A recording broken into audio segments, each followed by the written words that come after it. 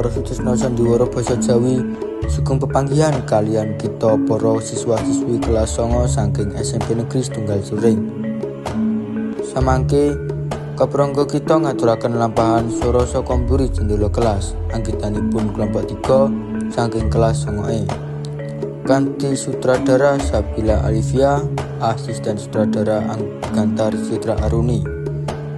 Mirwah para praga bulan dening Cika Marcella, Saka dening Muhammad Rizky Resyanto, Bagus dening Armiza, Pak Lurah dening Firdaus Agil, Busari dening Gantar Citra Aruni, Rini dening Sabila Alivia Anggaraini, narator dening Darel Arnawama Bernadi. Sandiwara radio menika dipundamel kangge njangkepi gladen pasinaunan basa Jawi. Ulangan drama modern ingkang kaampu dening Miss Veronica Firdaus sugeng midhangetaken.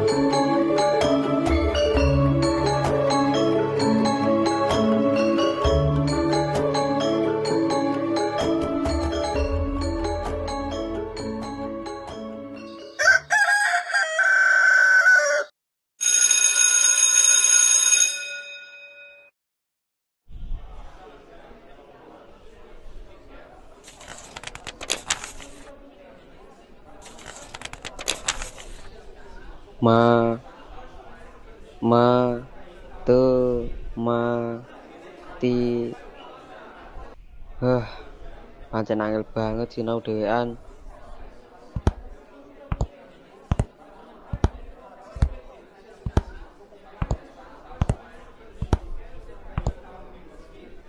Nak, sampean ngopo saben dina ana ning kene? Ngapunten, Bu. Kula namung mirengake piwulan. Ngrungokke pelajaran saka njaba kelas. Inggih, Bu. Kula mboten sekolah, nanging kula kepengin banget sinau. Menapa sebabe sampean ora sekolah, Le? Bapak kula sampun sedo, Bu. Ibu nyambut damel wonten pabrik ingkang tebih. Kula kedah mbiyantu kaluwarga. Yo alah, Le, tetep dadi bocah sing sregep sinau ya. Nggih, Bu.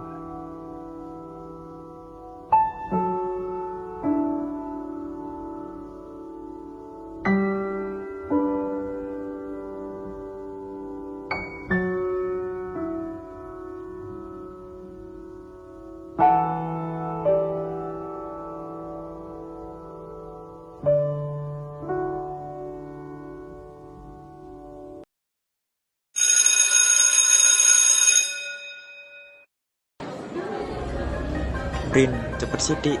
Mengko selak antek risol Busari. Iki lho menu favoritku.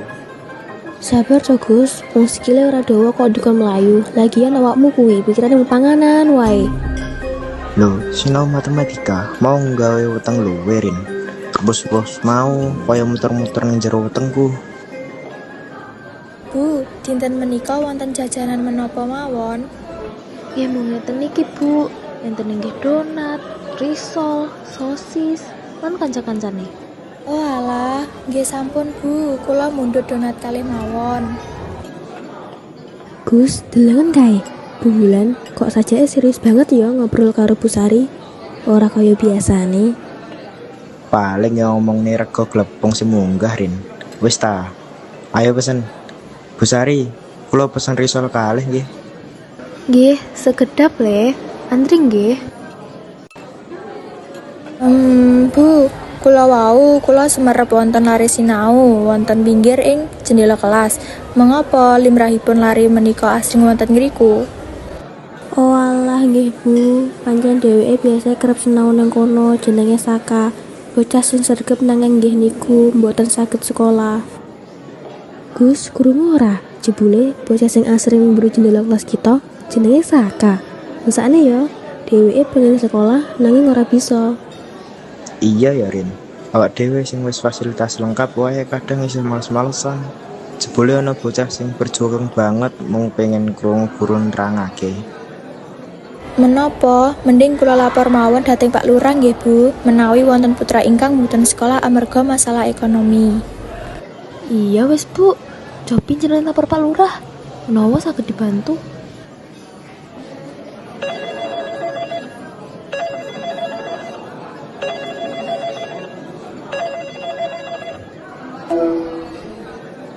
Assalamualaikum, Pak Lurah. Waalaikumsalam Bulan, wonten menapa nggih? Saderengipun nuwun sewu, menawi ngganggu wekdal panjenengan. Dados ngeten, Pak. Kula kalawau kepanggih bocah ingkang boten sekolah amarga wonten masalah ekonomi. Menapa saged Bapak tinggali nggih? Ya Allah Bu, nggih sampun mangke kula mriku nggih. Nggih, sampun. Kula tenggang nggih, Pak. Sapisan malih nuwun sewu menawi ngrepotaken jenengan.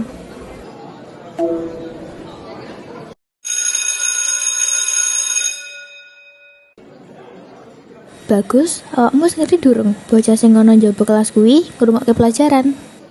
Mosok Rin, amung ngerti kok sapa? Aku mau roh, Bulan lagi omong-omongan ambek arek kuwi. Ah, emang iya. Semangatnya malah ngeluhi aku sing mlebu kelas. Aku udah diizin tenan.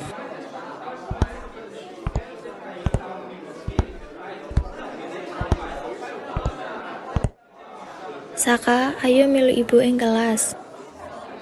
Mboten usah, Bu. Gak apa-apa, Saka. Wis to, ayo melu ibu mlebu wae. Nggih, Bu.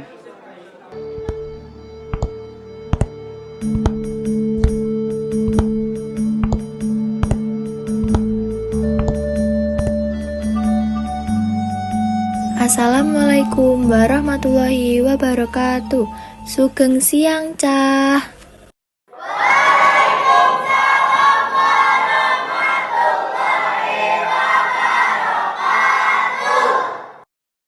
Kenal nih, dheweke Saka, bocah kang biasane lungguh ing deket jendela kelas. Wiwit saiki awakmu kabeh ajak dheweke gawe sinau bareng yo, Cah. Salam kenal yo Saka, jenengku Rini. Wah, salam kenal yo. Jenengku Bagus. Oh iya, bagus. Rini, seneng ketemu awakmu kabeh. Yo wes Saka, ayo sinau bareng. Ya wes Rini, bagus. Ayo kita sinau bareng.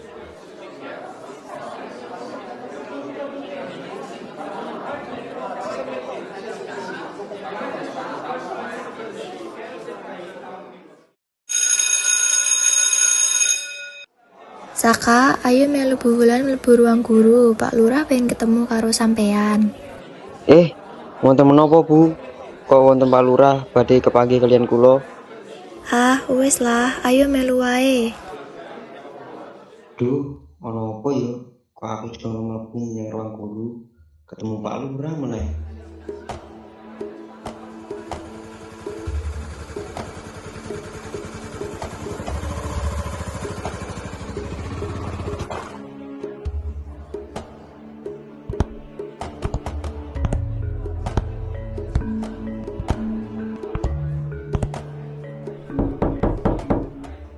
Assalamualaikum. Waalaikumsalam Pak Lurah. Sumangga lenggah rumiyin, Pak. Nggih Bu, matur nuwun nggih. Dados ngeten, Pak. Menika Saka ingkang limrahipun asring sinau celak jendela kelas. Oh alah, iki Saka yo. Pak Lurah pengen ngobrol saiki oleh. Nggih, Pak. Saka menika larenipun giat, Pak. Sanadyan boten sekolah wonten ngriki, bocahipun tetep nyengkuyung sinau. Wah, awakmu duwe niatan kang apik. Terus cita-citamu besok pengen dadi apa le? Pingin dados tiyang ingkang kagungan gina, Pak. Supados saged membanggakan tiyang sepuh kula. Sip nak, mangko Pak Lurah njajal mbantu golek dalan supaya awakmu bisa sekolah. Inggih, matur nuwun, Pak. Menawi mekaten, desa mboten kenging meneng kemawon Saka. Wiwit dinten menika panjenengan resmi dados murid. Matur nuwun sanget, Pak.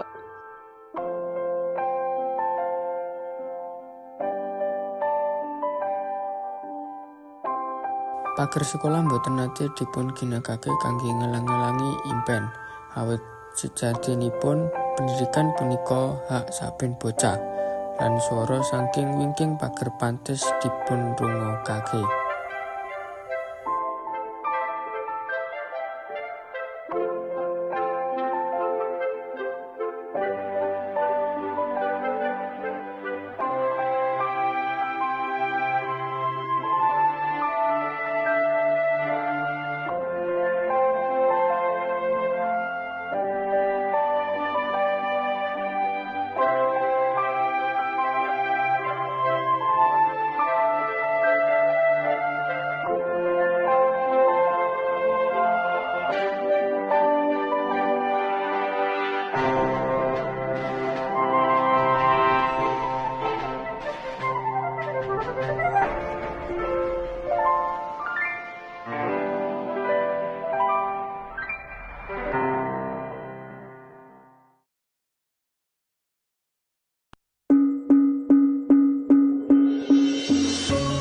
para sutresna sandiwara basa Jawi. Mekaten pasugatan sandiwara asesirah swara saka mburi jendela kelas. Saking kita para siswa-siswi kelas 9 saking SMP Negeri Setunggal During.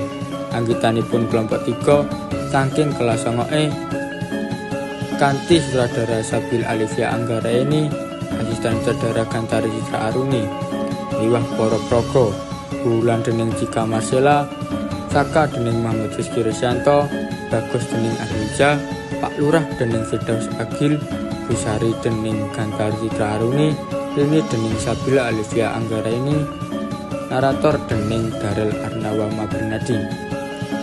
Matur nembah nuwun kawit-kawit kados panjenengan, mugi tansah kersa midhangetaken sandiwara basa Jawi.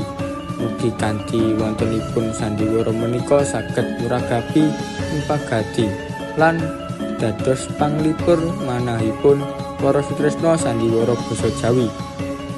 Wekasanipun atur kanthi asesanti rum kuncaraning bangsa dumunung ing luhuring budaya.